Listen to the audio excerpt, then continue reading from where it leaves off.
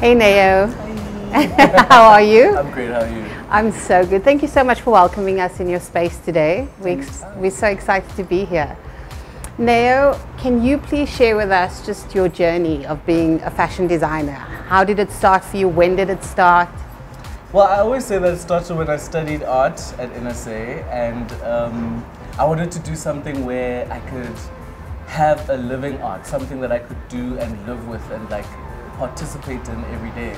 So I found fashion, and yeah, then I studied fashion at Lysof, fashion school, and then I did AFI. I didn't win, but I consider myself Miss Congeniality. Because, Okay. I mean, I think I won in life. Okay, that's from that amazing. competition, Yeah, okay. When creating pieces, most designers have a certain process, right? So what is your process? Like, how do you come up with a collection? What are the things that inspires you? What are the things that like spark something in you that says, okay, this is what I'm gonna do? Like, where do you find the inspiration? Well, I think living and breathing every day, I have really like interesting friends, really interesting places that I go to. So I try and make sure that I'm collecting that information and keeping it with me when I start creating a collection, because I want it to be clothes that my friends and the people that are around me can wear. Yeah. And then I usually sort of do like some research and then some. I mean, my last collection was about something that I experienced.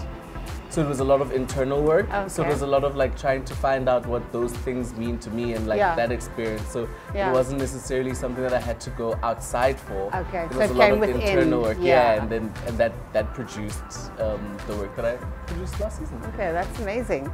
And then another question is, you know, fabric. Obviously, being a fashion designer, fabric obviously is very important to what you do. So how do you know when you conceptualizing a collection, how do you know what fabric will work for whatever look it is? Or I mean, I'm lucky enough to be a stylist in general, so I'm always like experiencing fabric. I'm always looking for something new. I'm always at the fabric stores just finding new and exciting fabrics. And a lot of the time I find the fabric before I design. Ah, okay. Because when I was a student, I'd always design these things and then go to the store and realize that I live in South Africa. So, you know, that disappointment is like too much for me. I'd rather find the fabric and know that like I'm working with the fabric that I have and I can create knowing where and how the fabric feels. Okay. So that's also part of like your inspiration process. Yes. So it's what, like you said, what you went through internally and then you match the fabric and then the designs came. Yeah, okay, exactly, that's awesome. Exactly. Now, obviously garment care is very important. What advice do you give to your clients, your customers, once they've purchased your garments? What advice to take care of for longevity of an item?